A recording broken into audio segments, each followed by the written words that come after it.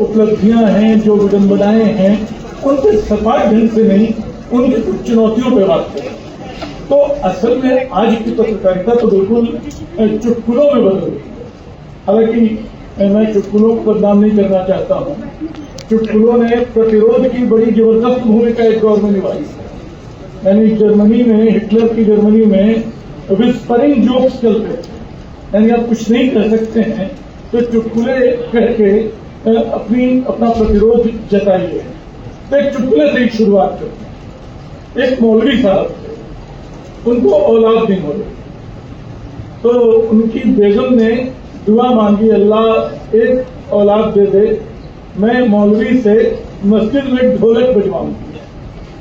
औलाद उनको हो गई। उन्होंने मौलवी साहब से कहा, जाओ मस्जिद में ढोलक बजाओ। मौलवी साहब, आप बबूला हो गए, तू क्या बोलती है, मौसीकी तो हराम है बिल्कुल इस्लाम में, मैं ढोलक कैसे बजाऊंगा। तो पति पत्नी में झगड़ा शुरू हो गया। कुछ बीवी का दबाव, कुछ खुदा का खौफ कि बच्चा सलामत रहे। अब मौलवी साहब ने क्या किया, एक ढोलक गले में टांगी, निकल पड़े। लोगों ने रास्ते में देखा कि अरे ये क्या कर रहे हैं।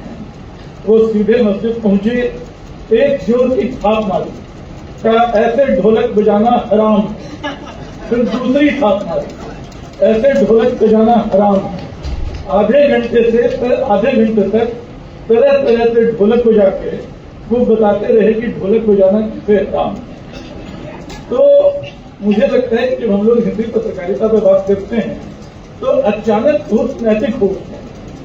समाज को क्या वाकई ऐसी पत्रकारिता चाहिए जिसमें प्रतिरोध का स्वर हो? क्या वाकई वो जो मौजूदा दौर की हिंसा है, मौजूदा दौर की असहिष्णुता है, उससे लड़ना चाहता है? इस सवाल पर मैं लौटूंगा।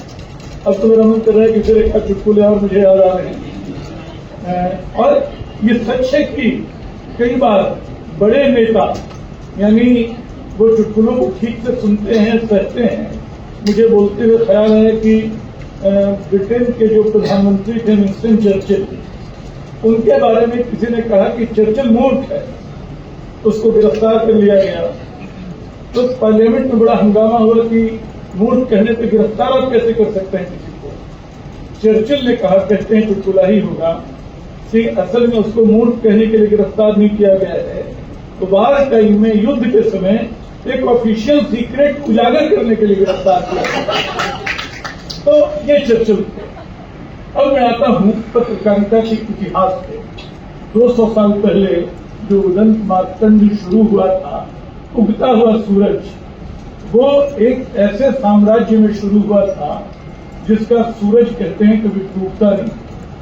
हालांकि उसी के समय एक ब्रिटिश कवि ने कहा था कि ये वो साम्राज्य है जिसमें खून की नदियां भी कभी नहीं सूखती। लेकिन सच ये है कि भारतीय पत्रकारिता का और हिंदी पत्रकारिता का भी जो इतिहास है वो जेल खानों में पली पत्रकारिता है।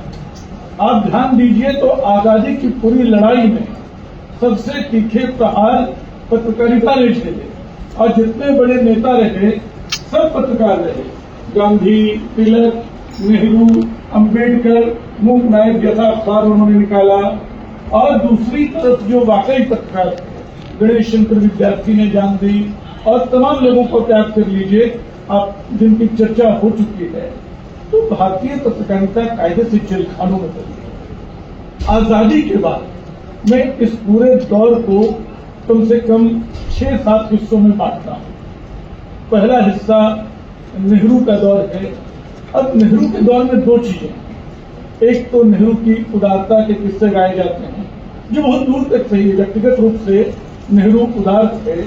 मुझे याद है कि कुछ साल पहले प्रधानमंत्री को लेकर टिप्पणी को लेकर गर्दन कह दिया था उनको किसी ने, बहुत हंगामा हुआ। एक तौर के कार्टून आप देख लीजिए, नेहरू को बाकायदा गधे की तरह दिखाया गया था, और कहते हैं कि पीएमओ से उस कार्टूनिस्ट के पास फोन गया कि would you like to have a cup of tea with N S, क्या आप एक गधे के साथ एक कप चाय पीना पसंद करेंगे? तो ये नेहरू थे। हालांकि मैं उस तरह चीजों को नहीं देखता हूं। मैं जानता हूं कि सत्ता कोई भी हो, वो आलोचना कतई बर्दाश्त नहीं करती। नेहरू के समय भी मजनू सुल्तानपुरी जैसे गीतकार को जेल जाना पड़ा था, और इसलिए उन्होंने नेहरू के बारे में राष्ट्रमंडल की वकालत को लेकर उनकी टिप्पणी कर दी थी और जमानत देने से मना कर दिया। कई फिल्मों के गीत अटक गए थे उसको। तो ये बल्कि आप, मुझे लगता है कि मुक्तिबोध को या धूमिल की पटकथा को पढ़िए जो नेहरू युग का वृत्तांत करती है, तो लगता है कि ये अंधेरे में जो जुलूस निकलता है वो नेहरू के दौर में ही निकलता जुलूस है। तो उस दौर की आलोचना, और नेहरू ने भी अपनी आलोचना को एक तरह से बढ़ावा दिया, अपनी आलोचना में खुद लेते थे। लेकिन उस दौर की पत्रकारिता जो थी वो कायदे से राष्ट्र निर्माण के तथाकथित प्रोजेक्ट में लगी। वो समाजवादी सूत्र लोहिया लेकर आते हैं और लोहिया के पत्रकारों के गहरा प्रभाव। तब भी जो समीकरण बदलता है दूसरा दौर जो वो 1975 में इमरजेंसी के साथ आता है। उसके बारे में लालकृष्ण आडवाणी ने कभी बहुत व्यंग्य से कहा था कि उनको घुटनों के बल चलने को कहा गया था और वो रेंगने लगे थे, जिसको एक बहुत लंबी काली रात कहते हैं। सलमान रुश्दी ने तो उपन्यास मिडनाइट स्टूडेंट में कहा कि बहुत लंबी रात थी, 19 महीने की।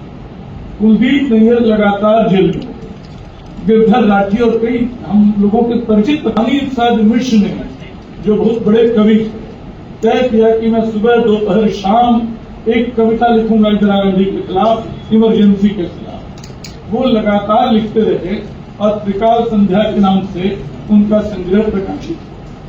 तो ये सच है कि इमरजेंसी में सारे दमन के बावजूद पत्रकारिता की लौ बचाए रखने वाले लोग थे, और ये एक बड़ी पत्रकारिता के लिए नाज करने वाली बात है। 80 के बाद एक तीसरा दौर शुरू होता है और ये दौर बहुत महत्वपूर्ण है। तो मुझे याद है कि आप लोग कलकत्ता के लोग, आप लोगों को सुबह सुबह अखबार मिल जाता था। 70 के दशक में सुबह की अखबार और चाय मैं सिर्फ किताबों में पढ़ा करता था, क्योंकि मेरे घर दिल्ली से नवभारत टाइम्स या टाइम्स ऑफ इंडिया शाम को पहुंचता था। उस समय छोटे शहरों में अखबार नहीं निकलते। 80 के दशक में पहली बार छोटे शहरों में तकनीक बदली, नई मशीनें आई, छोटे छोटे संस्करण शुरू हुए, अखबार निकलने शुरू। पहली बार लगा कि अरे आपके मोहल्ले की खबर भी छप सकती है, आपके अपने नेता का बयान भी छप सकता है। मुझे लगता है कि वही दौर रविवार के जनसत्ता के उभार का दौर है, और 1991 तक की पत्रकारिता बड़ी तेजस्वी ढंग से आगे बढ़ती है। वो उसका क्षेत्रीय विस्तार बहुत बड़े पैमाने पे होता है। अचानक जनाकांक्षा जो वो अखबारों के पन्नों पे दिखाई पड़ती है। 91 के बाद मेरे हिसाब से तीसरा दौर शुरू होता है, जो उदारीकरण के बाद है। बहुत बड़ी पूंजी आ गई है, बहुत बड़ा विज्ञापन आ रहा है, और उसी समय रामनाथ गोयनका की मृत्यु होती है। इंडियन एक्सप्रेस का जो एक तेवर था वो अचानक थोड़ा मंद पड़ जाता है, और टाइम्स ऑफ इंडिया उसी दौर में घोषित करता है कि अखबार नहीं ब्रांड है और विज्ञापन दाताओं के लिए। और उसी दौर में हिंदी के कवि जो गंगा प्रसाद जी बोल रहे थे, ललित लीलाधर चगुड़ी के कविता संग्रह का एक नाम आता है, खबर का मुंह विज्ञापन से ढका है। ये जैसे इस पूरे नई अखबारी संस्कृति को रूपायित करने वाला नाम, खबर का मुंह विज्ञापन से ढका है। वो आज तो आप अखबार देख लीजिए, शुरू के 3 पेज विज्ञापन ही होते हैं, और खबरों में भी जो छुपा विज्ञापन होता है आप उसको पढ़ सकते हैं। तो 91 से 2003 तक ये ब्रांड विकसित हो रहा है, और इसके साथ साथ 2003 के बाद अचानक टीवी चैनलों का उभार होता है। टीवी चैनलों का जो उभार होता है, अच्छा मेरे समय कितना है तो आप लोगों के सुनने की भी सीमा होगी। तो ठीक है, मैं कई बातें, भाषा की भी बात करनी है मुझे, महिलाओं के मुद्दे पे जो गीता जी ने कहा उस पर भी बात करनी है मुझे, नहीं आपने। खैर, तो मैं बात कर रहा हूं कि 2003 के बाद अचानक जो टेलीविजन आता है 24 घंटे का, जब पहली बार हम लोग, आपको याद होगा कि न्यूज जो सुना करते थे दिन में 2 बार सुन लेते थे, पर्याप्त होता था। लगा कि 24 घंटे क्या न्यूज देंगे, लेकिन 24 घंटे नाम के सुरसा को लगातार कुछ न कुछ चाहिए। शुरू के 2-3 साल तो दुर्भाग्य से और माध्यमों के सौभाग्य से कई ऐसी दुर्घटनाएं हुई जिनके सहारे 2-3 साल खींच गए। यानी गुजरात का जो भूकंप था, भुज में जो आया था, टीवी चैनल पहली बार वहां पहुंच के लाइव दिखा रहे थे। उसके बाद 9/11 जो टीवी पे जो टकराते थे विमान अमेरिका में ट्विन टावरों पे, वो ऐसा दर्शनीय दृश्य था जो लगता था कि लगातार इसको देखते चले। बल्कि मुझे याद है कि अलका सरावगी कलकत्ते की ही है, वो कॉलम लिखा करती थी। उन्होंने एक जनसत्ता में उनका कॉलम आता था, उन्होंने लिखा कि कई बार तो मैं इसलिए देखती हूं कि शायद इस बार टकरा जाए। तो उस अंदाज में नहीं, वो किसी जूता वाले प्रसंग में उन्होंने कहा था, वो बुश पे जूता चला था, तो कहा कि इस बार मैं देखती हूं कि शायद ये जूता लग जाए। तो ये जो आप पत्रकारिता के शुरू के 2-3 वर्षों का दौर टेलीविजन पे कुंभ आया था, कुंभ को नए ढंग से कवर करने की बात, लेकिन धीरे धीरे सब थकने लगे। उसके बाद फॉर्मूला शुरू हो गया, 3-4 तरह के फॉर्मूले चले। एक फॉर्मूला सी का चला, क्राइम, सिनेमा, क्रिकेट। एक मजे में कहा जाने लगा कि 4 आर चलते हैं। राजू, क्या नाम था उसका, राजू श्रीवास्तव, राहुल द्रविड़ और एक और कोई था, मैं भूलो, राखी सावंत, क्या यही चलते हैं टीवी। तो धीरे धीरे टीवी तमाशे में बदलता चला गया और अखबारों ने अपने आप को भी उसी पेस में शामिल कर दिया। बहुत तेजी से खबर देने की काम, बहुत तेजी से आगे बढ़ने का काम, रफ्तार। ये सच है कि कोई रिपोर्टर सबसे पहले खबर देता है, या मैं डेस्क पे बैठा हुआ किसी खबर को सबसे पहले लगाता हूं, तो मैं भी चारों तरफ देखता हूं कि अरे सिर्फ हमारे यहाँ ये खबर है। लेकिन खबर के सबसे पहले देने की खुशी एक बात है, और रफ्तार एक बहुत खतरनाक चीज है। बल्कि मुझे याद है कि हिंद स्वराज में गांधी जी ने रफ्तार को लेकर लिखा है, बल्कि उन्होंने जो 20 किताबों का उल्लेख किया है, उसमें जोसेफ टेलर है, क्या नाम था उसकी किताब है, फैलेसी ऑफ स्पीड। उसमें बताते हैं वो कि स्पीड जो है वो लोगों से आपका रिश्ता बदल देती है। आप कहीं भी जाते हैं अगर, तो धीरे धीरे धीरे धीरे चलते हुए सारी चीजों को देखते जाते हैं। आप किसी जंगल में टहलते रहें तो जंगल आपको बहुत प्यारा लगेगा, आपको हर फूल को छूने का, हर लता को देखने का, नदी के किनारे बैठने का मन करेगा। आप उस जंगल में दौड़ना शुरू कर दें तो जंगल आपका शत्रु हो जाएगा। लगेगा इस पेड़ को गिरा दो, इस नदी को सुखा दो, इस डाल को काट दो। तो आज हिंदी पत्रकारिता बिल्कुल दौड़ने के मूड में है। वो सामाजिक सरोकारों के सारे वृक्षों की शाखाएं बिल्कुल काट देना चाहती है, नष्ट कर देना चाहती है। हिंदी पत्रकारिता का संकट दोहरा है। एक तो जो मैं पहले भी कह रहा था कि एक संकट तो इसने समाज का दिया, वो संकट ये है कि धीरे धीरे पूरा का पूरा हिंदी मध्यवर्ग जो है वो अंग्रेजी में शिफ्ट कर चुका है। हिंदी अब बोलचाल की भाषा हो चुकी है। हिंदी में सिनेमा बनता है, हिंदी में क्रिकेट की कमेंट्री होती है, हिंदी में न्यूज भी चलता है, लेकिन फैसला लेने वाले लोग उसके अंग्रेजी के लोग, वो अंग्रेजी नहीं बोलते। हिंदी धीरे धीरे हमारी वजह से ही एक बोली में बदलती है। और टीवी चैनलों की और अखबारों की जो भाषा है, ऐसी स्मृतिहीन, ऐसी स्मृति विपन्न भाषा तो कभी थी ही नहीं। यानी भाषा की स्मृति होती, जिसकी बात मुझे लगता है खानवी जी ने की थी कि भाषा में आज के दम नहीं बचा। क्यों नहीं बचा? भाषा कहां से बनती है? और इसमें फिर सोशल मीडिया और डिजिटल मीडिया के रोल को देखिए। ये जो सोशल मीडिया है, इसने किस बुरी तरह चीजों को क्षतिग्रस्त किया है, हमारी भाषा को। भाषा देखिए स्मृति से बनती है। एक एक शब्द जो है, जब मैं मां बोलता हूं तो मेरे मन में एक स्मृति आती है। आप तमाम लोगों के मन में मां शब्द एक स्मृति जगाता है। जब आप धर्म बोलते हैं तो उसके पीछे एक स्मृति होती है। वो स्मृति बनती कहां से? लगातार किसी चीज को देखते रहने से, अनुभव से बनती है। आज अनुभव कहां है? अनुभव बिल्कुल खारिज है। मैं कलकत्ता में शाम को घूमने जाऊं विक्टोरिया मेमोरियल, घूमने से पहले उसके 4 फोटो खींचूं और फेसबुक पे डाल दूं कि I am in Victoria memorial, और वाऊ वाऊ वाऊ वाऊ आना शुरू हो जाएगा। मैं मान लूंगा कि मैंने विक्टोरिया मेमोरियल देख लिया।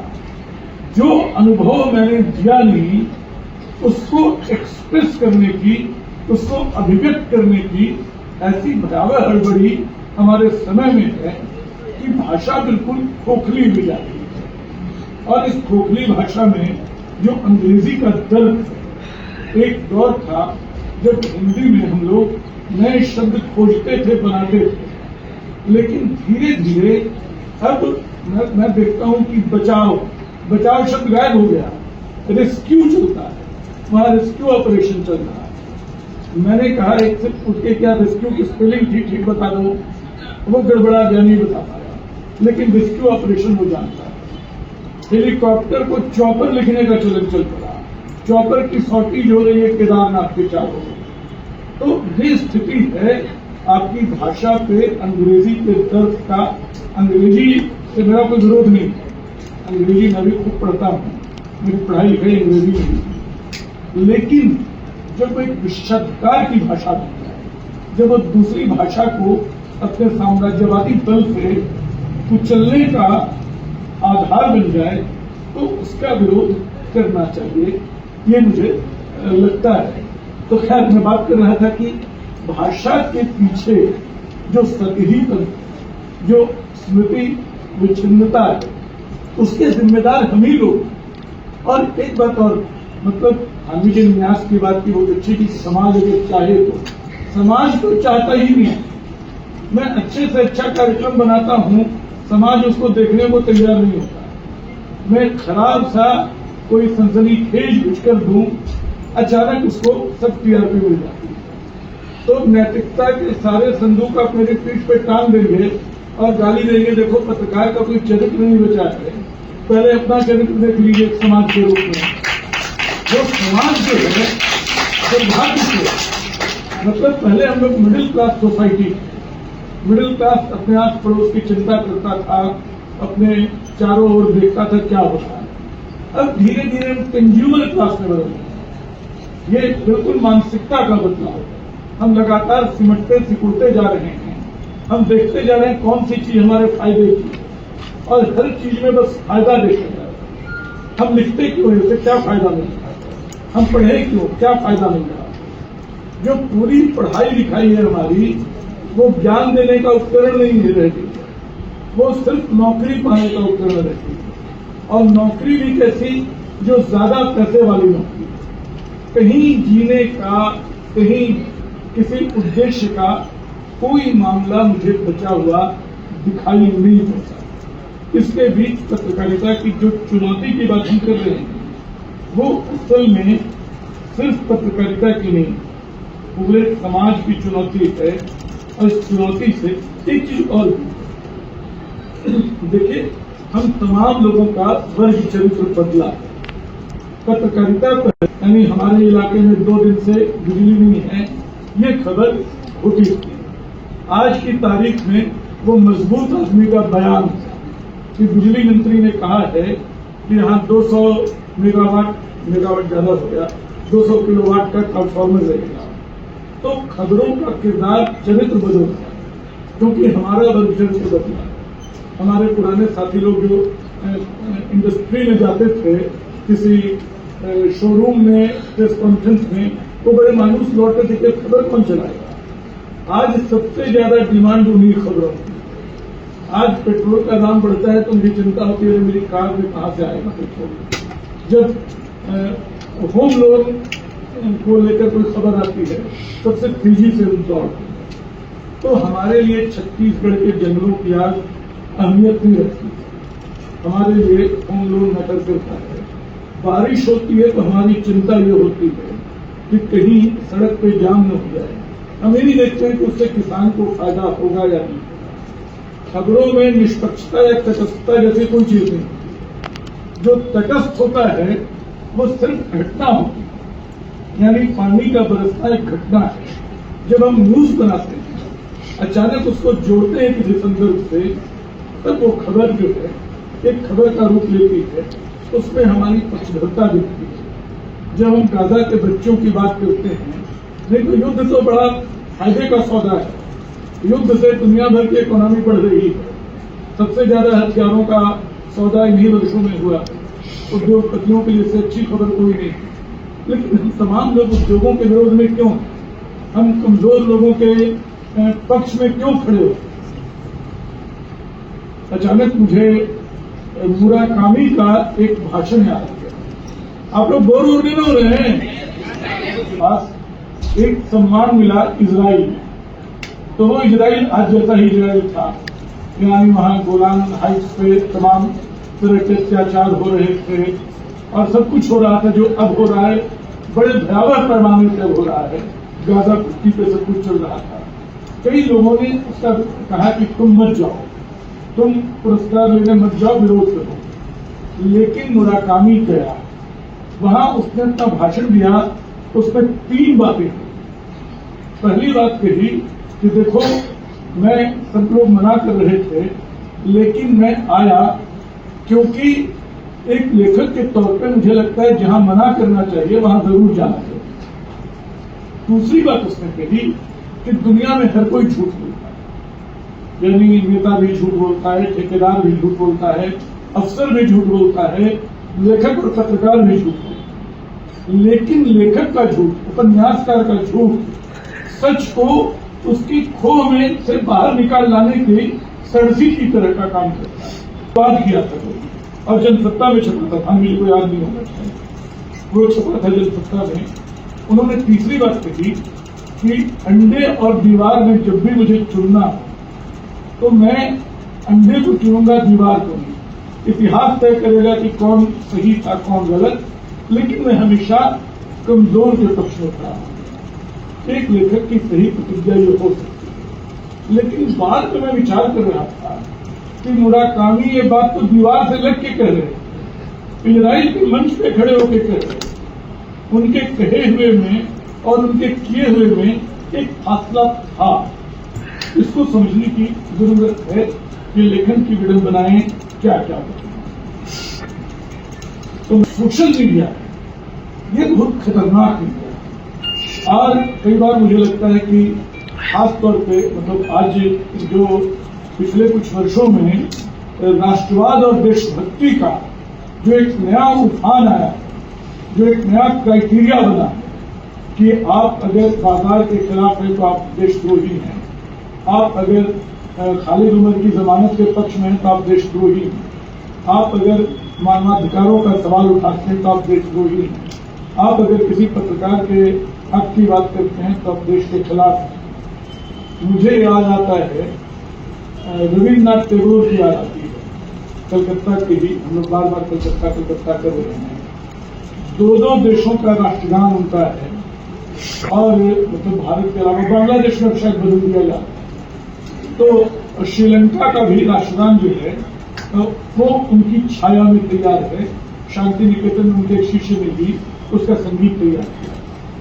लेकिन गुरुदेव ने सबसे ज्यादा राष्ट्रवाद और देशभक्ति के खतरों से चेतावनी दी। उन्होंने 1906 में अपने एक मित्र को चिट्ठी लिखी थी कि मैं इंसानियत के हीरे को देशभक्ति के कांच से बदलना नहीं चाहूंगा। ये उनकी चिट्ठी थी। बाद में उन्होंने कहा कि ऐसी शिक्षा बेमानी है जो देशभक्ति को इंसानियत से बड़ा बताए। उन्होंने जापान में 3 भाषण दिए थे, जो बाद में किताब की शक्ल में, शायद ये 1916 की बात। एक nationalism in Europe, nationalism in India और नेशनलिज्म इन जापान। जापान बहुत नेशनलिस्टिक देश था। जापान में राष्ट्रवाद अपने चरम पर था। उसने चीनियों पे बहुत अत्याचार किए हैं तो। और चुटकुले से शुरू किया तो मुझे एक और चुटकुला जापानी राष्ट्रवाद को लेकर याद आ गया। चुटकुलों में प्रतिरोध की बड़ी ताकत है। वो चुटकुला ये था कि 19वीं सदी के आखिर में एक घर में चोर था। अब मालिक जाग गया घर का। उसने कहा कि कैसे इसको पकड़ा जाए। उसने राष्ट्रगान गाना शुरू कर दिया। चोर सावधान के मुद्रा में खड़ा हो गया। उसको पकड़ लिया गया। 6 महीने बाद सजा हुई, चोर को नहीं मकान मालिक को राष्ट्रगान के अपमान। यानी हमारे समय में बहुत सारे चोर लोग राष्ट्रगान के पीछे छुपे। तो आज की पूरी पत्रकारिता बौद्धिकता जितने बुरे ढंग से सांप्रदायिकता, राष्ट्रवाद और देशभक्ति के एक भयानक नशे की चपेट में, जिससे वो कुछ भी देखे उसको जिस तरह आगे बढ़ा रहा है। वो मतलब मैं फैमिली ग्रुप जो हमारे व्हाट्सएप के हैं, मैं उनमें अकेला पड़ गया।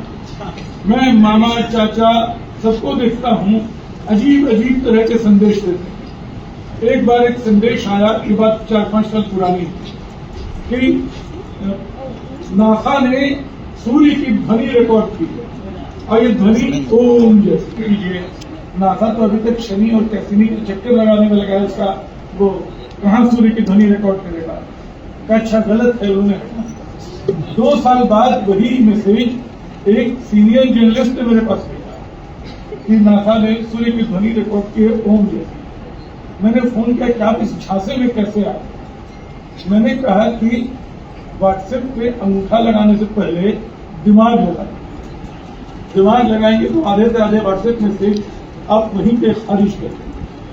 हमारे समय में इतने सारे झूठ लगातार लोग बढ़ा रहे हैं आगे, और कल्पनाशीलता का बहुत मेजर रोल होता है हमारी बुनावट में। यानी एआई की बात भी चली थी। एआई को लेकर नेक्सस नाम की किताब लिखी है अभी नोबल हरारी ने, और हरारी ने कहा कि ये सूचनाओं का एटम बम है। उससे मतलब किसी चिंपांजी को अपने लोगों को खबर देना हो कि बाघ आ रहा है तो वो चीख के बता सकता है, लेकिन भाषा ने आदमी के लिए झूठ मुमकिन किया कि बाघ तो हमारा कुल देवता है, तो कुल देवता ने जोड़ दिया। ऐसे समूह बने, ऐसे एक नकली